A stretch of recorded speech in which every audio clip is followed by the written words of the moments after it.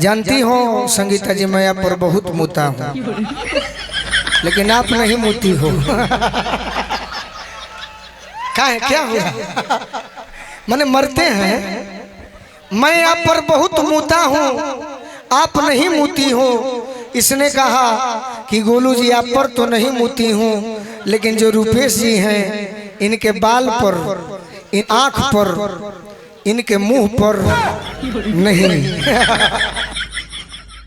मौसी को I love you नहीं बोलता है लोग। तो लोग बूढ़ियों का आई लव यू बोल देता रहे, कौन बात नहीं खे।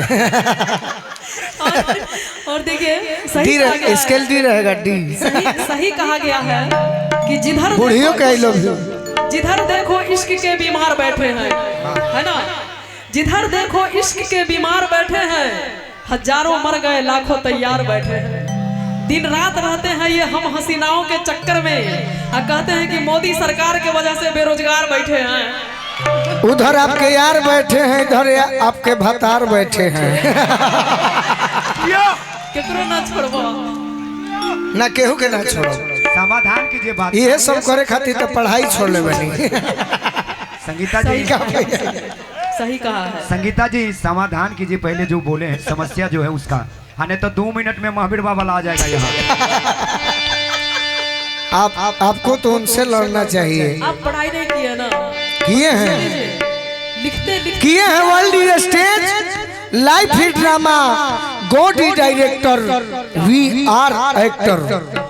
एक बार जोरदार ताली हो जाए। मतलब जीवन एक मंच है, हम और आप सभी रोल करने के लिए आए हैं। जो जैसा रोल करेगा उसे वैसा फल मिलेगा। इन्होंने सब पढ़ाई किया है, मगर प्यार मोहब्बत की ऐसी कहानी है। पढ़ाई कोले बने के आज ले चढ़ाई नहीं की कोले। लिखते लिखते रुक जाती हूँ, वाह, कुछ सोचने में लग जाती हूँ। लिखते लिखते रुक जाती हूँ, कुछ सोचने में लग जाती हूँ। गोलू जी जब याद तुम्हारी आती है, एक अक्षर भी ना लिख पाती हूँ। सब झूठ बात है। अरे सुना, डूब के जन पिया न तो अटक जाई, डूब के मत पिया न तो अटक जाई, सुतले सतुआ फकबू तो तारू में सट जाई। ए संगीता जी हई गोर गार दहिया ढेर दिन ना रही, समय आई तो झूल के लटक जाई। खजाना रखे थे आप? खजाना यही खातिर तो पढ़ाई छोड़ ले बनी। सही बोल। और बोला जॉन बोलबू जवाब। लगता है कि कोई पढ़ाई इनसे छुटी हुई है, हर चीज में पास है आप। ना ना, एगो में पास नहीं खे। पास कर देबू काहे है भाई। आपके भाई लोग जो है ना, वो आपका सपोर्ट कर देंगे, साथ दे देंगे। और जितने आपके भैया लोग हैं, उन लोग के लिए मैं 2 शब्द कहना चाहती हूँ, सुनिएगा। जितने इनके भाई हैं, का ज्योति भाभी, मैं हर इंसान को अपने नजर से तोल लेती हूँ। जरूरत हो तो शरबत में भी मिर्ची घोल लेती हूँ। वाह कुमार विश्वास बाबा। जो हमसे प्यार के इजहार में परिचय बढ़ाते हैं, उन्हें पहचान कर पहले ही भैया बोल देती हूँ। सुनिए सुनिए सुनिए, मगर इनका कहना है कि बेसुरासुर हो गवैया हो नहीं सकता। मैं अब दब रहा हूँ, इधर आइए। बेसुरासुर हो गवैया हो नहीं सकता, डरे जो डूबने से वो खेवैया हो नहीं सकता। इनका कहना है कि ऐसे संगीता मैं सब जानता हूँ। इतना सुनिए सुनिए कि जेकरा के हमरो प्यार जननी हो, जेकरा के रुपया जननी हो, ऊ पाई निकलल बा। जेकरा के भाई जननी हो, ऊ कसाई निकलल बा। जेकरा के कुंवर जन के प्यार कइनी हम, ऊ 7-8 लइका के माई निकलल बा।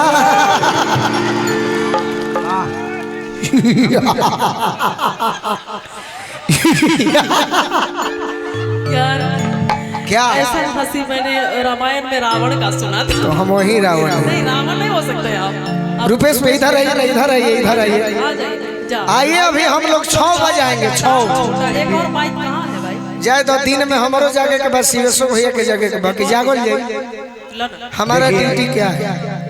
आपका जो आप जो नंबर लगाए ना वो गलत नंबर है, गलत फंसने नंबर वाले है। नहीं है, है ना, और फंसना भी नहीं है। जानते इन लोग का क्या काम है? अरे हम पुष्पा 2 है, झुकेंगे ही नहीं। जानते हैं गोलू भैया कि ये लड़कियां अजब खेल दिखाती हैं, ये लड़कियां अजब खेल दिखाती हैं, कभी हंसाती हैं तो कभी रुलाती हैं। प्यार के चक्कर में हम लड़कों से ना जाने क्या क्या करवाती हैं, बैलेंस डलवाती हैं ससुरी हमसे, रात रात भर शिवेश जी से बतियाती है। क्या जवाब है आपके पास? देखिए बैलेंस कौन डलवाता है, कौन मोबाइल खरीदता है, सुनिएगा। ये दरिया भी नहीं लेकिन समंदर चाहिए इनको। वाह, ये दरिया भी नहीं लेकिन समंदर चाहिए इनको, जनवरी और पूरे साल का दिसंबर चाहिए इनको। बड़े करके जतन लड़की के मन को जीतते पहले, फिर उसके संग सहेली का भी नंबर चाहिए इनको। और बदनाम हम लोग होते हैं। अगर जनवरी दे दो तो ये दिसंबर मांग लेते हैं, धरती दे दो तो अंबर मांग लेते हैं, अगर थोड़ा सा हंस के बात कर लो तो ये लड़के लोग मोबाइल नंबर भी मांग लेते हैं। आप दब रहे हैं। नहीं दब रहे, ना ऐसा हो ही नहीं सकता, हम इनके चक्कर में पड़ ही नहीं सकते सर, क्योंकि हमने भी प्यार किया था, कम नहीं बेशुमार किया था। मैंने भी एक प्यार का क्रिकेट खेला था, मैंने भी एक प्यार का क्रिकेट खेला था। इसका बाप साला एम्पायर निकला, मेरे बॉल को नो बॉल दे दिया। सही बात, सही बात। ऐसा हो जाता है प्यार करने के वालों के साथ, क्योंकि एक लड़की को मैंने जो ही कहा दिलरुबा, उसने कहा कुछ नहीं बैलेंस भिजवा। मैंने जो ही कहा दिलरुबा, उसने कहा कुछ नहीं बैलेंस भिजवा। मैंने कहा पैसे नहीं है, उसने कहा कैसे नहीं है। मैंने कहा महंगाई है, उसने कहा जा कल से तू मेरा भाई। तो ऐसा हो जाता है, इनके चक्कर में पड़ना ही नहीं है ना, क्योंकि लड़कियां आती है हीर की तरह, चुभती है तीर की तरह, दिखती है हीर की तरह और बाद में हालत कर देती है फकीर की तरह। अब ठीक है, अब इनको बैठाया जाए, क्योंकि सारा बात हम इनसे नहीं कर, लेकिन अच्छा लगा। संगीता जी इधर आइए, रुपेश भैया आप भी आइए, आपके लिए ताली बजवा देते हैं। आपका जवाब, इनके दोनों लोग के लिए ताली बजा दीजिए आप लोग। अब हम ये है भारी पड़ेली, इनसे पूछिए क्रिया खा करके हम पर भारी पड़ सकते हैं आप संगीता जी? नहीं, आपने शिवलिंग के क्रिया खा के कहो कि भारी पड़ जाऊं हमारा। कहता ना कि किसी ने पीना मेरा छुड़ा दिया अपनी कसम देकर। अच्छा, किसी ने पीना मेरा छुड़ा दिया उसकी कसम देकर, किसी ने महफिल में पिला दिया उसकी कसम देकर। दोनों तरफ वही बात हो तो किसका कसम खाऊं? अभी नो बॉल की बात कर रहे थे तो हम तो शान से कहते हैं कि हाँ हम बेवफा हैं। लड़की को बेवफा कहने वाले लड़की के एक अदा पर फिदा क्यों होते हैं?